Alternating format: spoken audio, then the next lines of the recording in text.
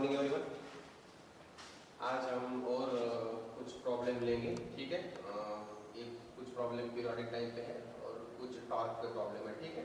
तो अलग टाइप के प्रॉब्लम है, जनरली इस टाइप के भी प्रॉब्लम आ सकते हैं। Specially the periodic time of oscillation का जो प्रॉब्लम है in bar magnet, in the magnetic field, in presence of magnetic field, इस पे तो ज़्यादा चांसेस रहते हैं प्रॉब्लम में, ठीक है।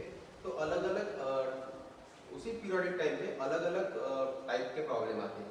तो उसमें से एक प्रकार का ये प्रॉब्लम है।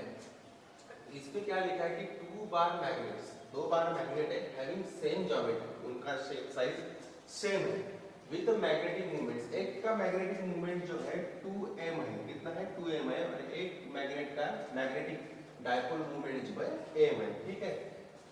Are firstly placed in such a way that their poles are in same side, means अगर कोई पोल है सस्पेंडेड है, दिस इज अ वायर, ठीक है, सस्पेंडेड है, और दूसरा एक कोई पोल है, ठीक है, दूसरा कोई बार मैग्नेट है, एक बार मैग्नेट है, और उनके जो पोल्स है सेम साइड पे है, यानी सेम साइड पे है पोल्स, और ऐसे दो मैग्नेट्स, बार मैग्नेट जो है ऑसिलेट हो रहा है। कैसे हो रहा है? ऑसिलेट, है ना। ऐसे दो बार मैग्नेट है और दोनों के एन पोल जो है एक साइड में सिमिलर में, और दोनों भी ऑसिलेट हो रहे हैं। दोनों क्या हो रहे हैं? ऑसिलेट हो रहे हैं।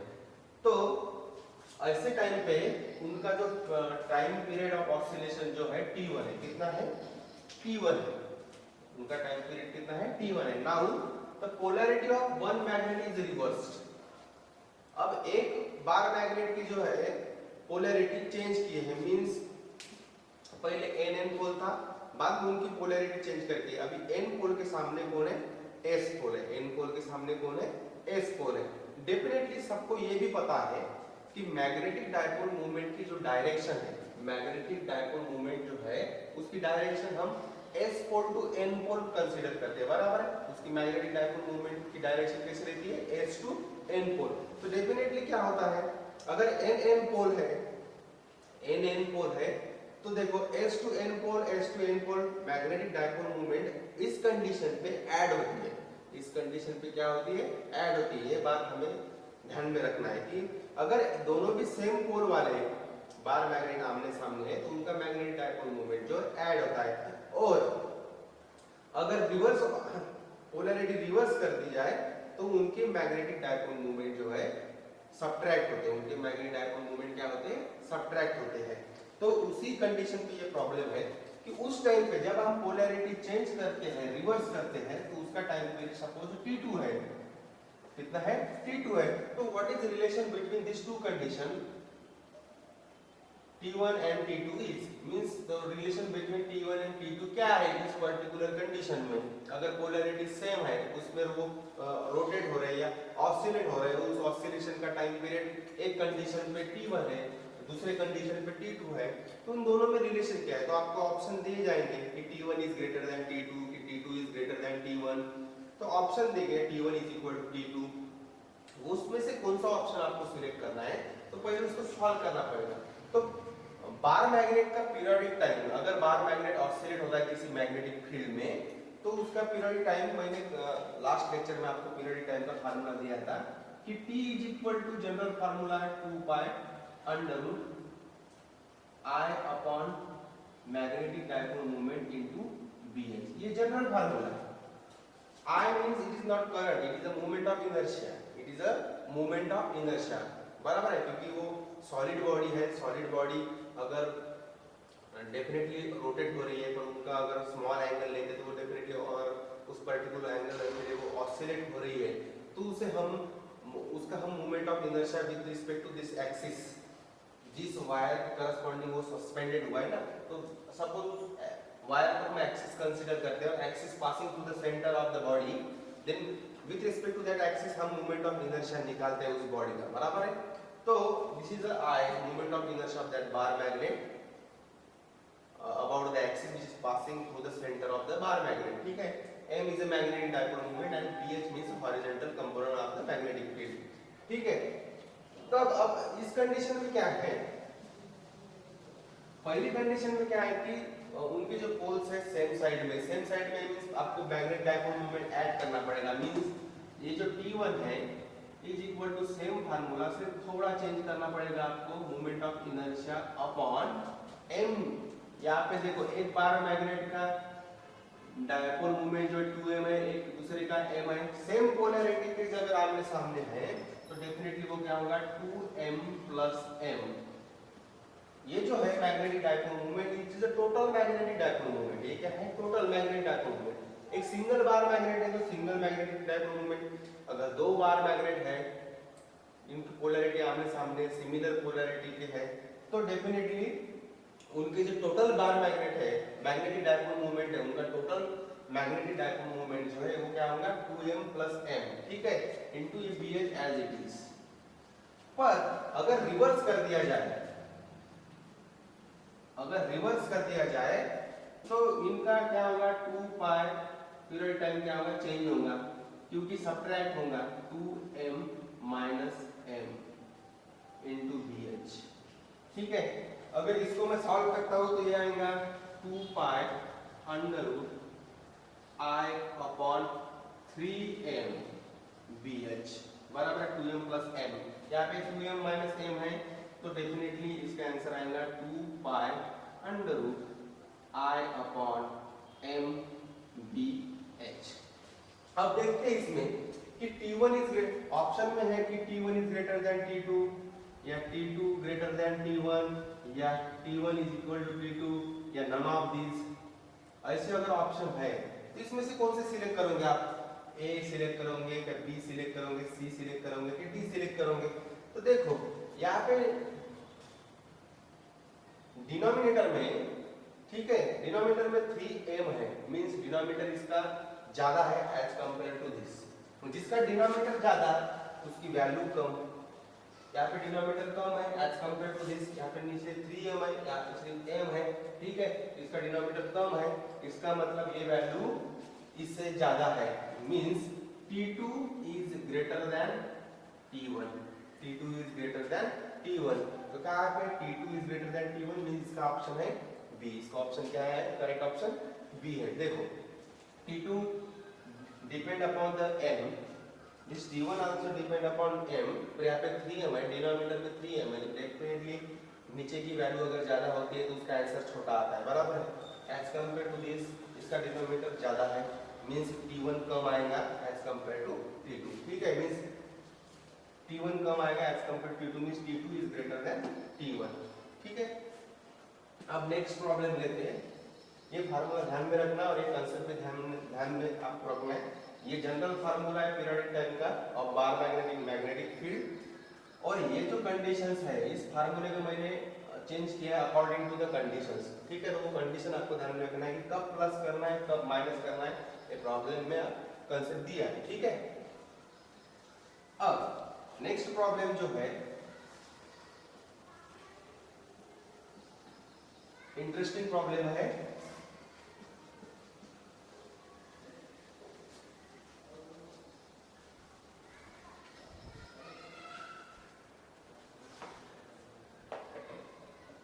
A coin in shape of rectangular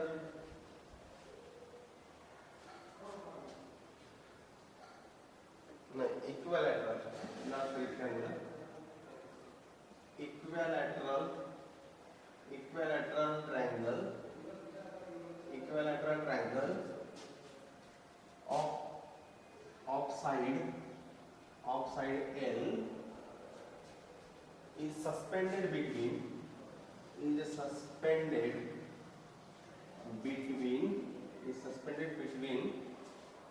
pole pieces of permanent magnet such that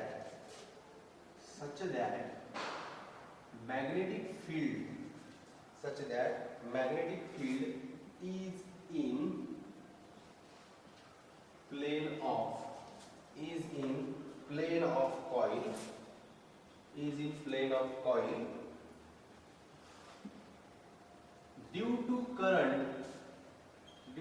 current I, due to current I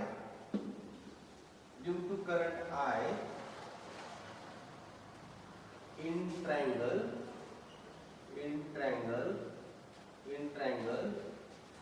torque X on it the side L of triangle is देखो प्रॉब्लम पढ़ने में थोड़ा पढ़ने के बाद ऐसा लगेगा कि ये क्या है, ये तो पढ़ा ही नहीं हमने, पर ये पढ़ा है आपने।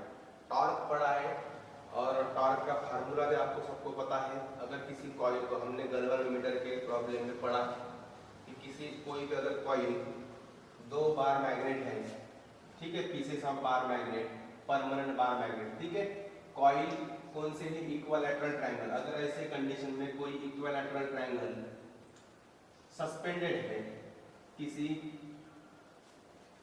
परमानेंट मैग्नेट के पीस के बीच में, यानी एक मैग्नेट है, 2 मैग्नेट है, यानी हमने अरेंजमेंट की है, ये परमानेंट मैग्नेट है, इसका मतलब क्या है कि हमने मैग्नेटिक फील्ड इस इक्विलैटरल ट्रायंगल पे अप्लाई करने के लिए, यानी हमें मैग्नेटिक फील्ड क्या करनी है, अप्लाई करनी है। हम कैसे करेंगे, 2 बार मैग्नेट लगाएंगे, स्ट्रॉन्ग परमानेंट मैग्नेट लगाएंगे, ठीक है, और उससे क्या होगा, एन पोल यहाँ पे रखोगे, एस पोल यहाँ पे रखोगे, तो definitely magnetic field N pole to S pole travel होंगी।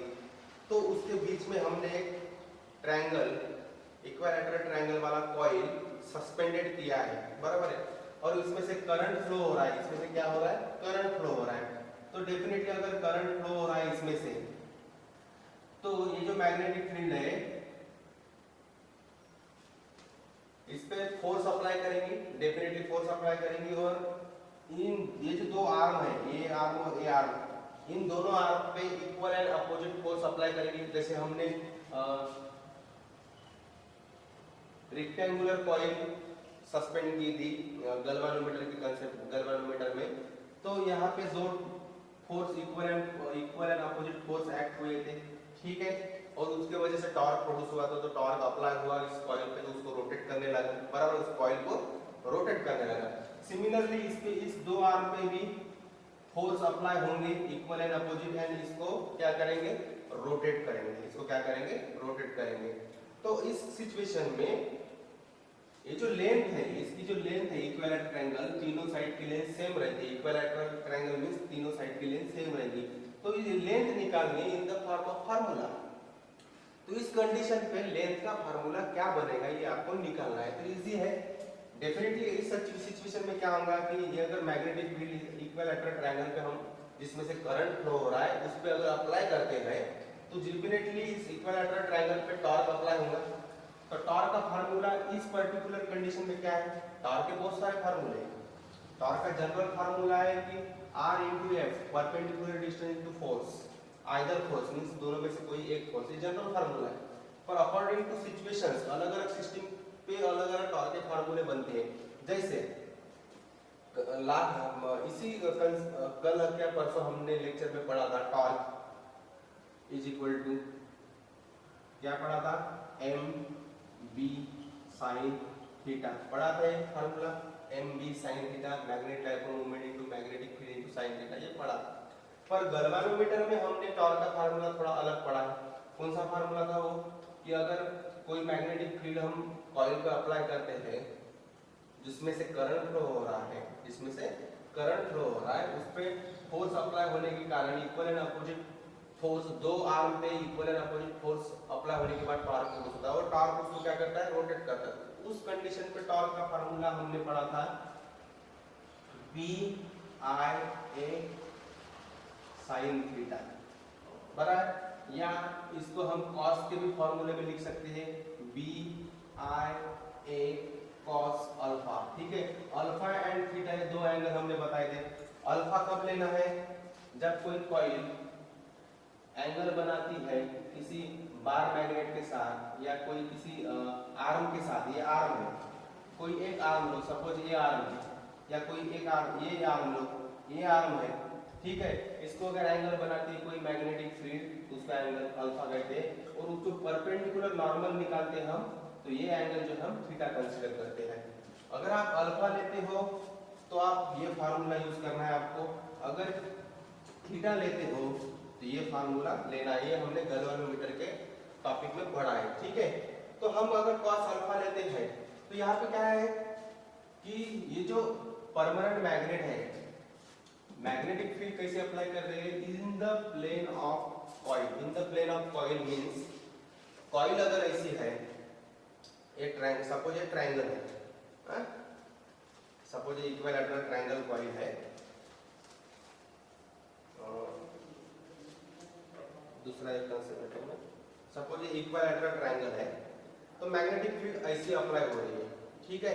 मींस ये जो आर्म है, इस आर्म को यानी इस प्लेन को पैरेलल है, कैसी है, पैरेलल है, ये प्लेन है, इस कॉइल का ये प्लेन है, इस प्लेन को मैग्नेटिक फील्ड कैसी है, पैरेलल है। ऐसे पैरेलल कंडीशन पे मैग्नेटिक फील्ड अगर हम अप्लाई करते हैं तो डेफिनेटली ये जो लेंथ है, ये जो लेंथ है, along this length magnetic field है।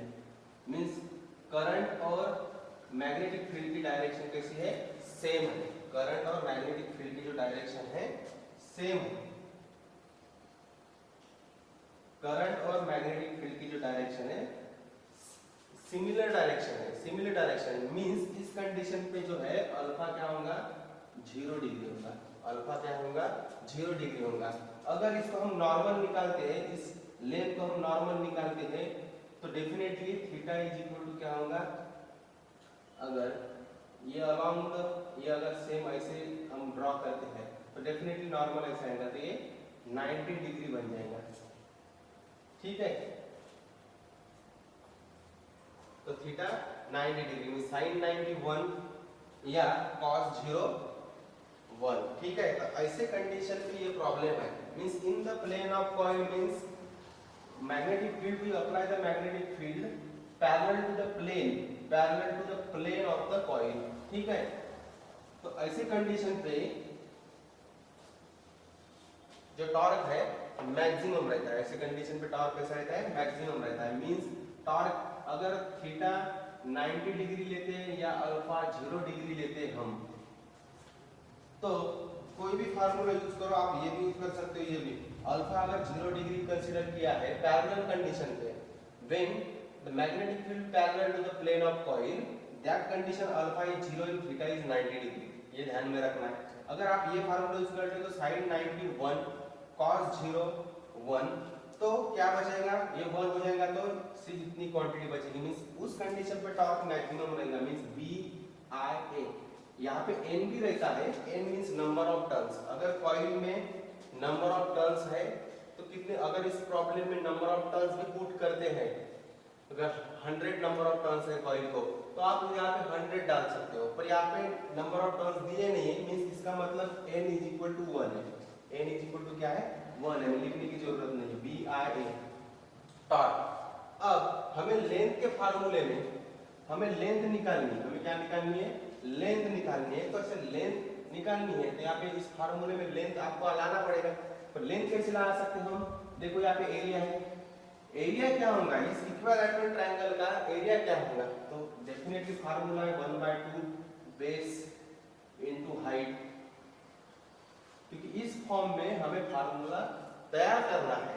तो कैसे करेंगे, पर इसको लेंथ इस फार्मूले में हमें लाना पड़ेगा। तो लाएंगे कैसे हम, एरिया से, एरिया में डेफिनेटली लेंथ होगी, ठीक है, बेस इनटू हाइट, तो 1/2 बेस, बेस ये है लेंथ, इक्विलैटरल ट्रायंगल है means all side are same, ठीक है। तो ये लेंथ बेस, ये बेस है, तो ये L इनटू हाइट, हाइट ये नहीं है, हाइट ये है, हाइट कौन सी है, ये है। तो आपको ये ट्रिगोनोमेट्री ज्योमेट्री यूज करके ये हाइट निकालनी है। तो इसकी हाइट आती है L sin 60 डिग्री। हाइट क्या है, ये जो हाइट है L sin 60 डिग्री, क्योंकि each and every angle of the equilateral triangle is 60 degree, means L sin 60 degree. तो sin 60 degree means √3/2, √3/2, तो 1/2 L √3/2 L, √3/2 L। अगर इसको अगर कैलकुलेट करते हैं हम, एरिया इज इक्वल टू 1/2 है, यहाँ पे भी 2 है, L है, यहाँ पे L है, तो इसका फाइनल आंसर है एरिया का 3√3L²/4 एरिया बन गया। Means torque is equal to BI √3L²/4। अब हमें लेंथ निकालनी है, तो लेंथ एक साइड में रखो और बाकी सब लेफ्ट हैंड साइड में लेके जाओ। मीन्स एक साइड में लेंथ रखो, बाकी सभी फिजिकल क्वांटिटीज एक साइड में रखो। तो ये आ जाएगा आपका लेंथ इज इक्वल टू, देखो लेंथ स्क्वायर है, 4 को इधर लेके जाओ, मीन्स 4 टॉर्क अपॉन ये क्वांटिटी इधर ये डिनोमिनेटर में आ जाएगी, यहाँ पे मल्टीप्लिकेशन है तो यहाँ पे डिवीजन में आ जाएंगी, √3 भी डिवीजन में आ जाएंगी, BI √3। तो L चाहिए हमें, तो L स्क्वायर रूट लो सबका, तो 4 का स्क्वायर रूट 2 और ब्रैकेट में टॉर्क अपॉन √3 BI 1/2।